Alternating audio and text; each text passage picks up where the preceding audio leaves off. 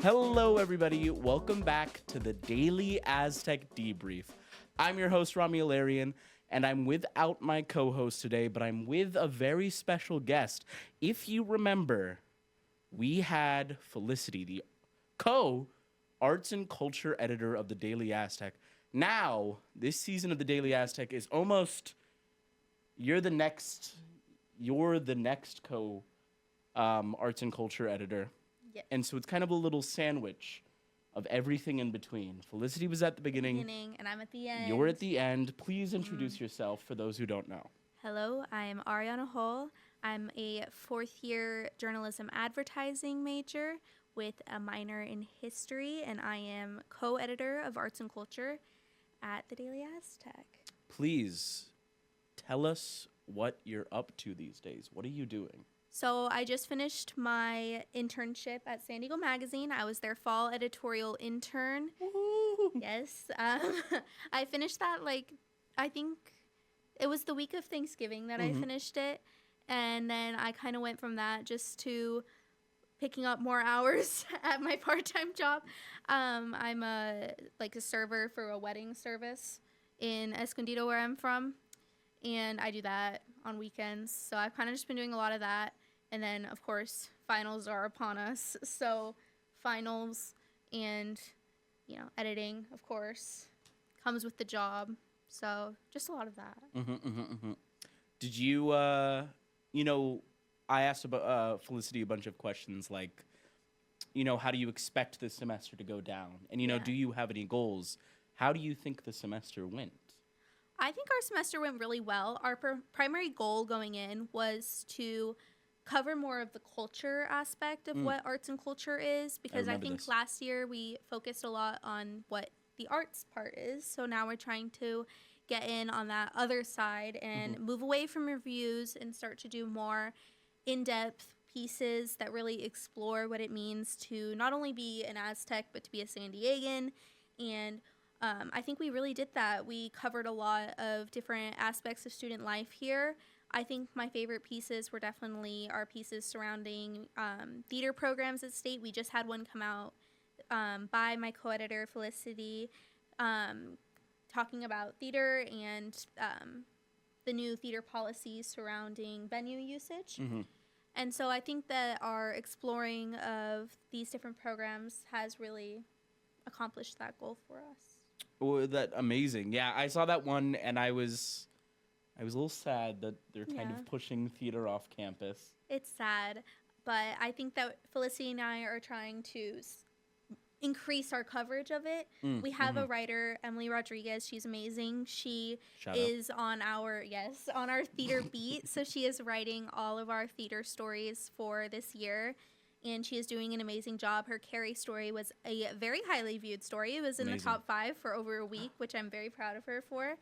And she is really trying to help us develop that part of our coverage, which we didn't really get to explore previously.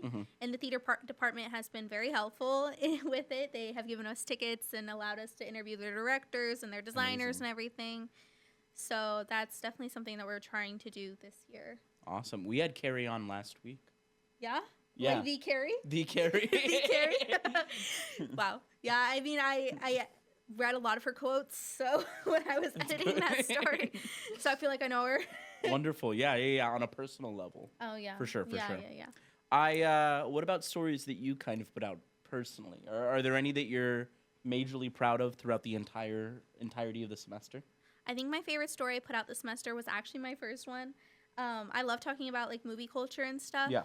So I put out a story about body horror in media, and I put it out because I wanted to talk about it together, but of course we're not doing reviews, so I was like, okay, I cannot talk about it together through reviews, so I did it through this expose piece examining what body horror means to the horror genre, and that's probably my favorite piece I put out this semester. I also did a very fun piece where I got to go to Twilight in concert, and that was really fun, just because it's so unlike something I've ever done. So that was a really fun piece. But yeah, those are probably my favorites. I was invited to cover Taste of College Area again, which was yes, it was very fun, and Laura Brill and I wrote it as a guide to the college area. and that was so much fun because I did it with opinion editor Vivian Cody last year. So to get invited back was really fun. I read that one actually, and I think I talked about it on this podcast. Oh, really? Yeah. Yeah.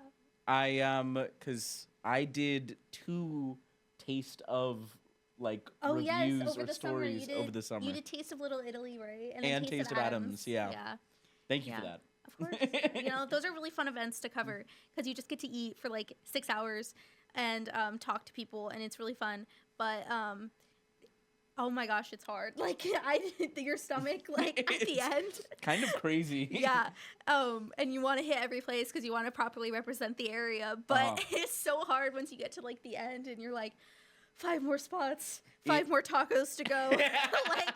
It does get difficult though, and you're absolutely right. Every time I've ever gone, I've taken my girlfriend, and at some point towards the end, she's done. She's done, and I'm eating 2 plates. Oh. Wow. Yeah. She gave me all her oysters at one spot. In Little Italy? And I'm a huge oyster fan, yes. Okay. And so, yeah, a disproportionate amount of oysters, while some plates only got 1 review. Is that journalistic integrity? I think that's perfect. Okay, just making sure. I talk about what I like in my journalism, and I think that really reflects, especially in San Diego Magazine. I'm like, what am I going to talk about this week? Asian food, pho. So I think that's, I do the same thing, and it definitely came through in my Taste of College area. I was like, everyone should go try coffee at Living Room because I'm a barista and I like talking about coffee. We talked about a lot of coffee, and we talked about a lot of Asian food, and I don't know, that's just how it is. You talk about what you know. I wanted to go back to your body horror story because I thought that was a pretty interesting concept when I read it. And I remember that's why I wanted you and Felicity on in the first place, because I am such a huge body horror fan. Oh, yes, me too. I love body horror. I think that was the first genre of horror that I really got into. Same exact here. Yeah. I wouldn't say any of my favorite films are body horror, but I would say all of my favorite horror movies are body horror. I think no one's favorite genre of film should be body horror. I think the only people are the people committing body horror themselves. I don't know. The first horror movie I really enjoyed was 2017 It. And that is very much so a body horror film because he is eating children. And so...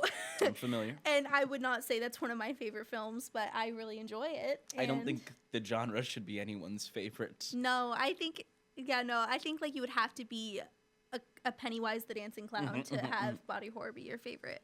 It's the genre that got me into horror fully. Yeah. Body horror. Oh, for sure. Same. I was... just recently. What kind of films did you highlight in your article?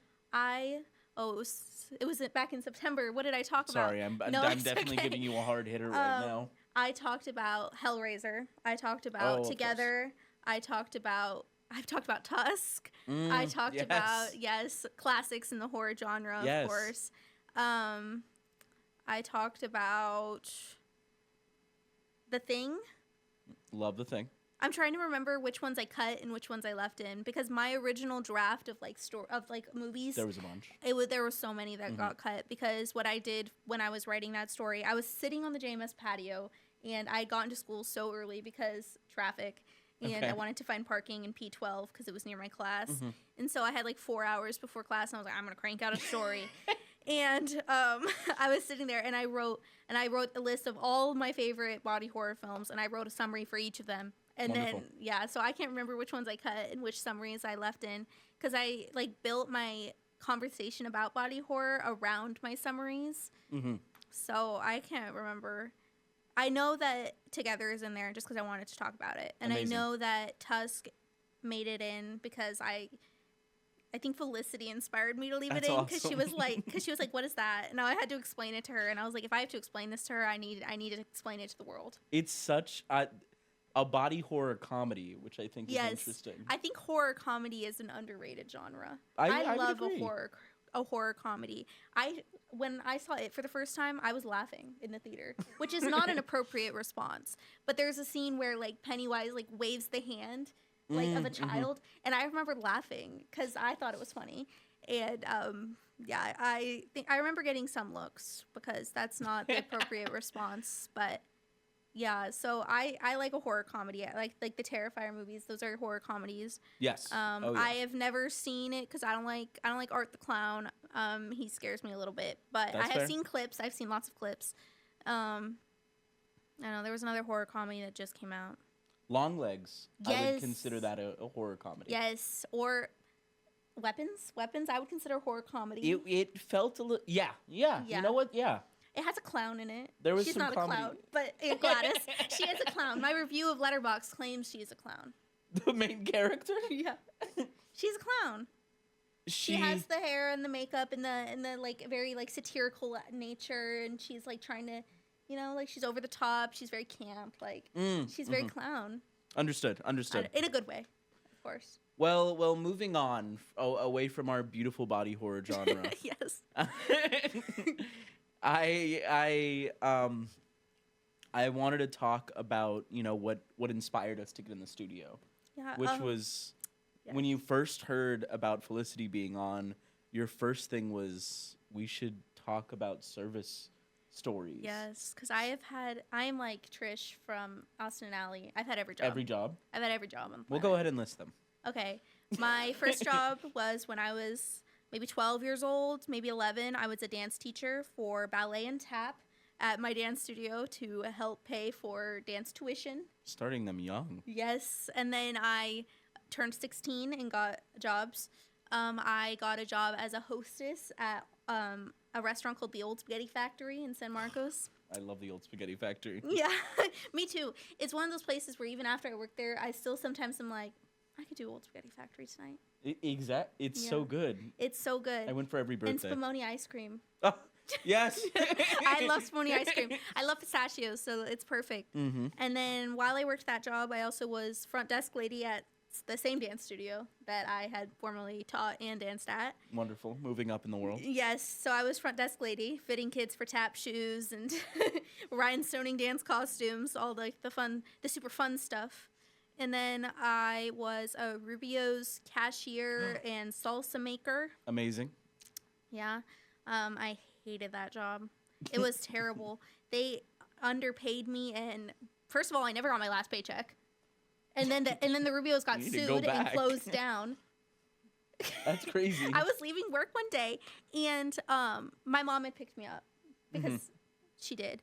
And there was like smoke. Like we were like by our house, but we live on a hill, so you could see like in the valley of where I worked. And there was smoke, and it was from like very close to where my Rubio's was, and I was like, maybe Rubio's burned down. I was so excited. Terrible thing to wish. That my work burned down, so I didn't have to go the next day. No, but it was a Chipotle across the street. It was not my Rubio's. Oh. Yeah. So. Even worse. Yeah. And then after Rubio's, I got my favorite job I've ever had, which is at the safari park. I worked in guest services. Awesome. As a guest ambassador.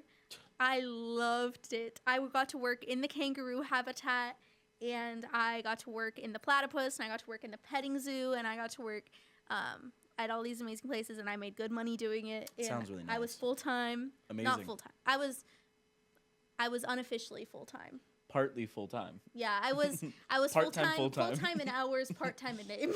Okay. And I loved it. And I worked there my first 2 years of college, so went from 16 to 18, I worked there.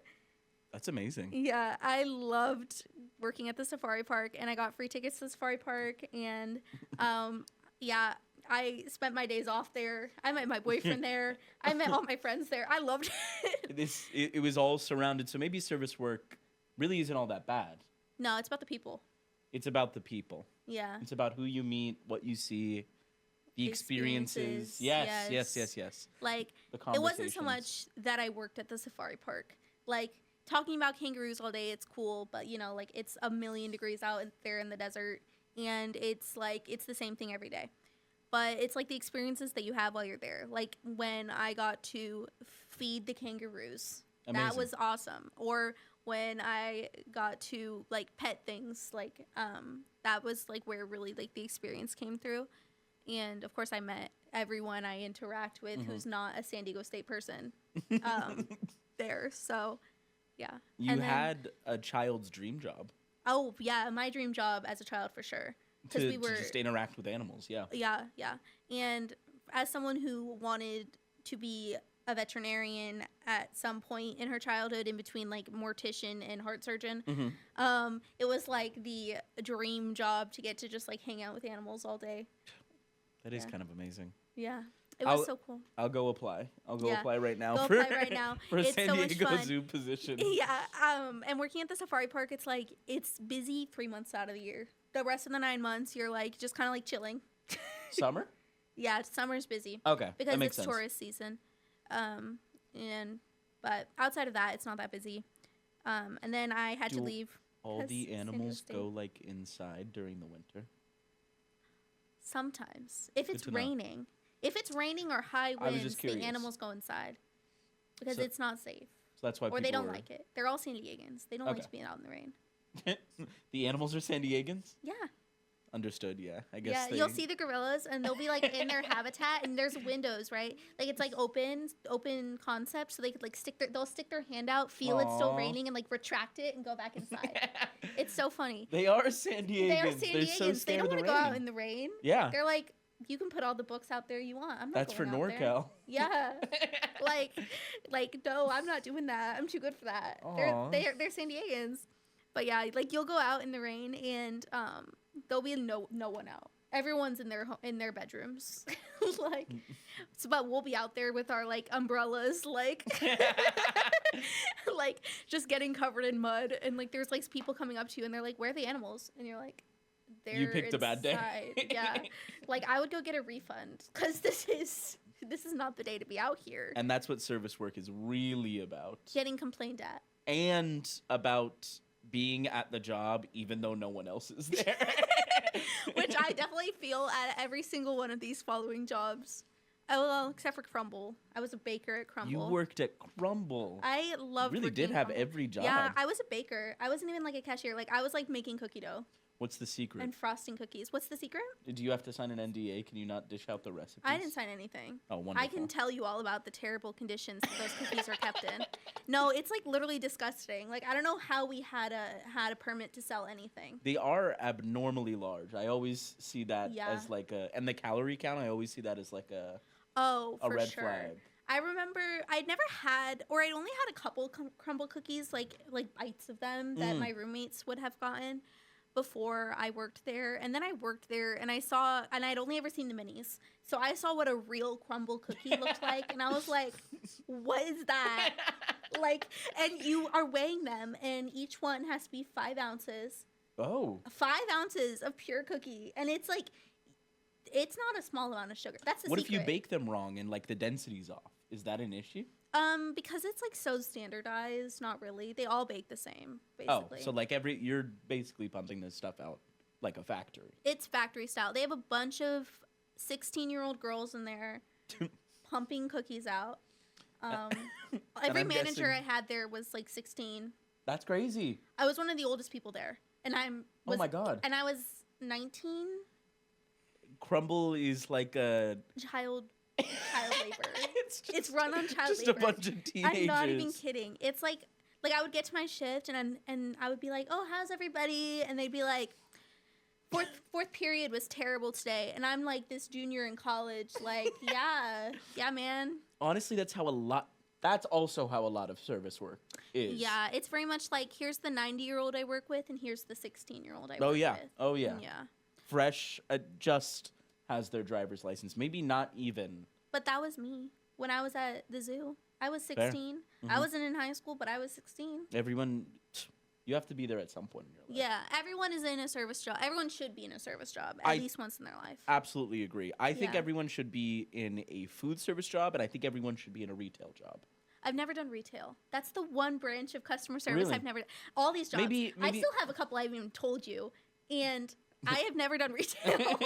That's kind of crazy. I've applied for so many retail jobs. I was interviewing at Urban Outfitters for a seasonal job because this was before I worked at Crumble because I I had not worked in like 4 months, and I was so broke. Yeah, that was literally me. I was like in my dorm room, like, I need to do something. I need a job. I need to make money. I need to serve people. I feel so poor.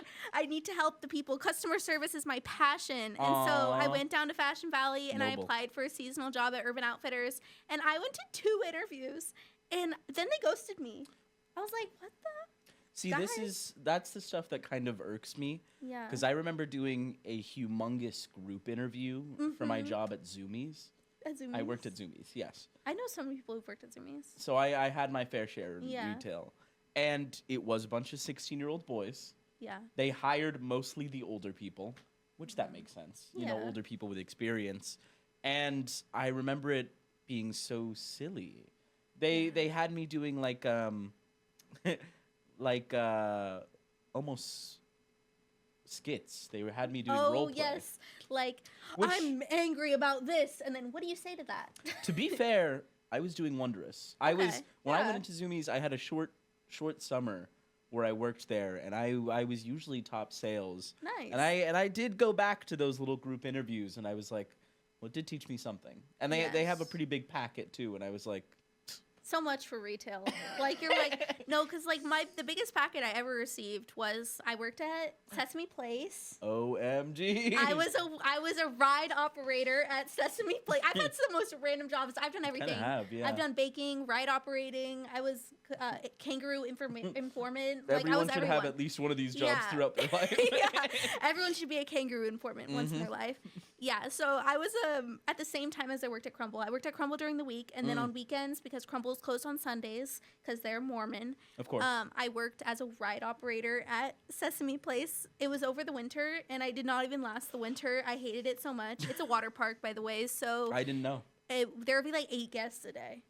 Like, they would have us doing ride counts, and I would be at Cookie Monster's like Cookie Climb or whatever, and my ride counts would be like 8.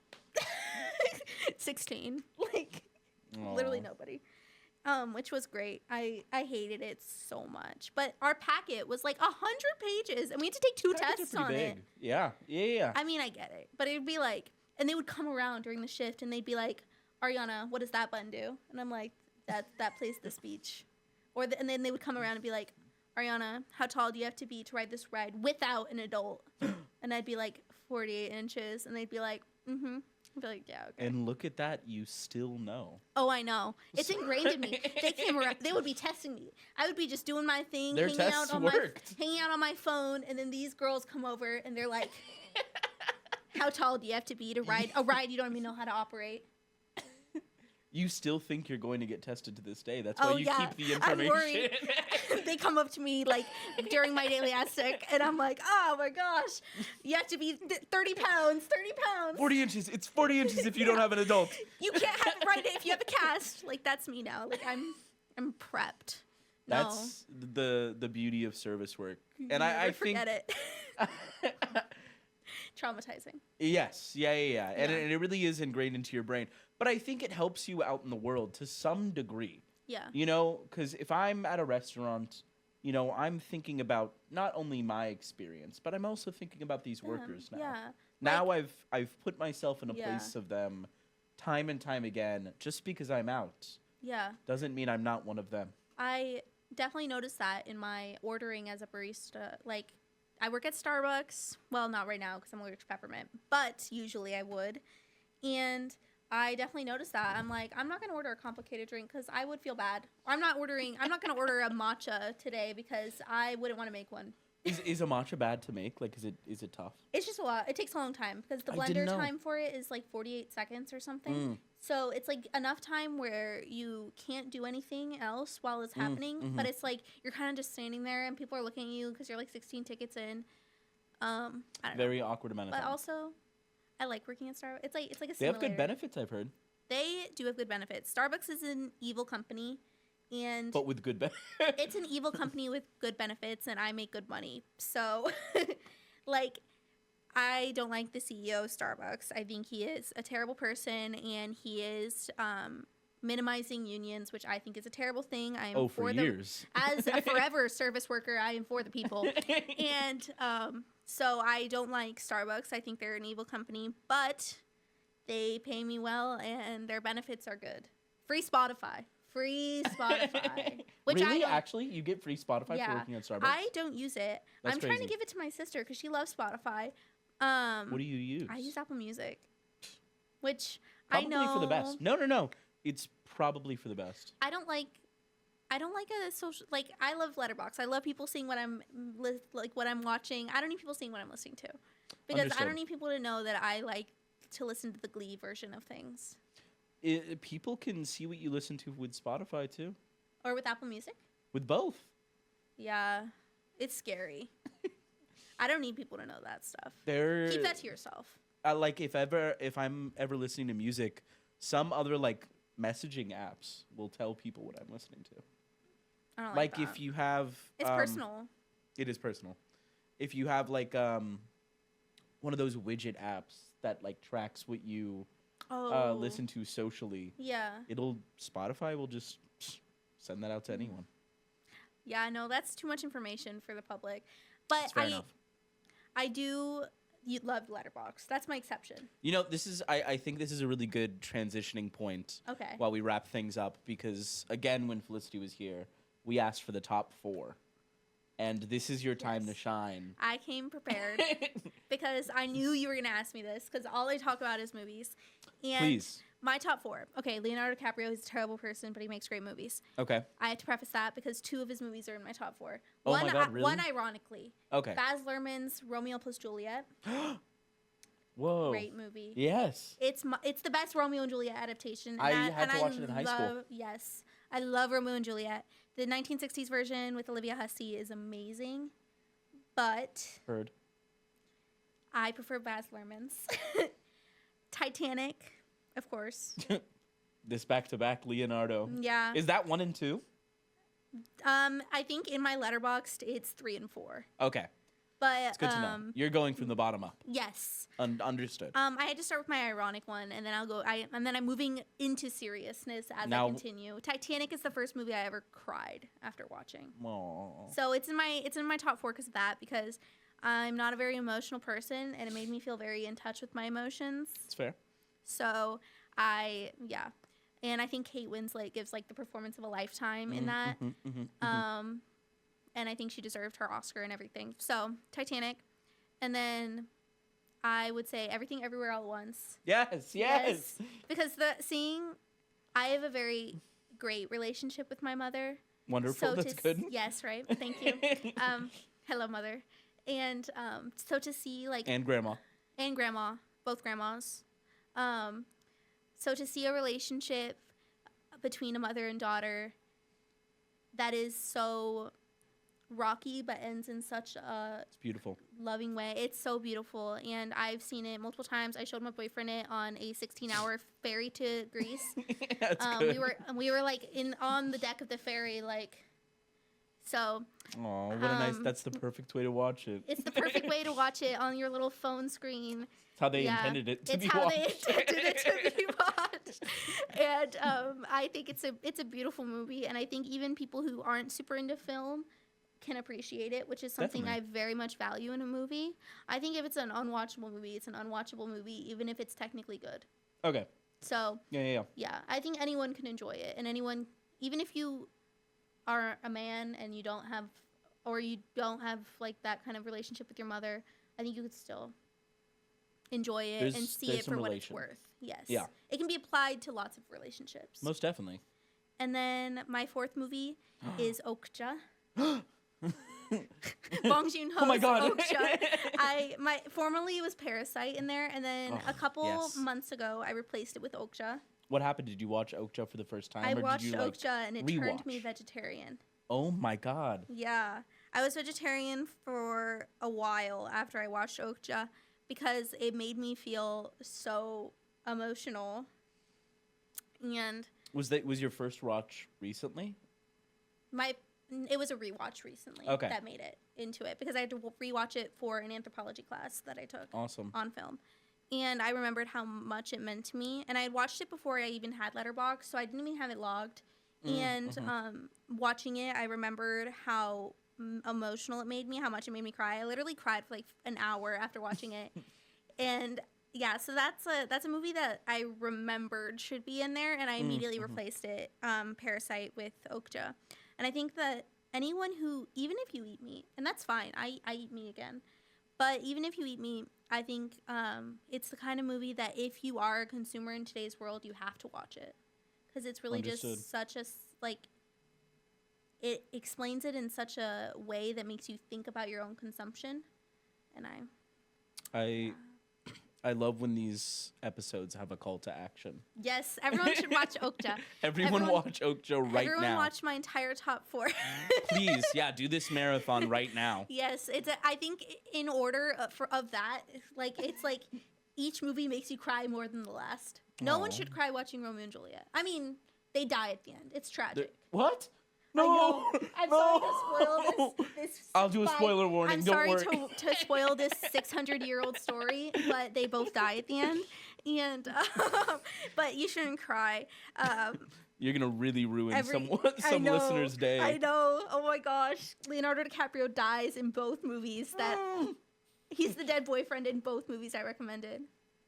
That's a really good point. You have maybe I don't like Leonardo DiCaprio. I just like to watch him die. You need to watch him die. But yeah, so those are my top 4. I'm very excited for Christopher Nolan's The Odyssey, and I think it might make it into it, just because The Odyssey is an amazing book, and I'm very top 4. excited. Wonderful. Yeah. Well, thank you so much for being here today. Thank you for having me. I'll send things off to the outro. I always appreciate your eyes and ears, listeners. And as always, pre-recorded from the Lambden Hall basement, this has been the Daily Aztec Debrief. Yay. Thank you.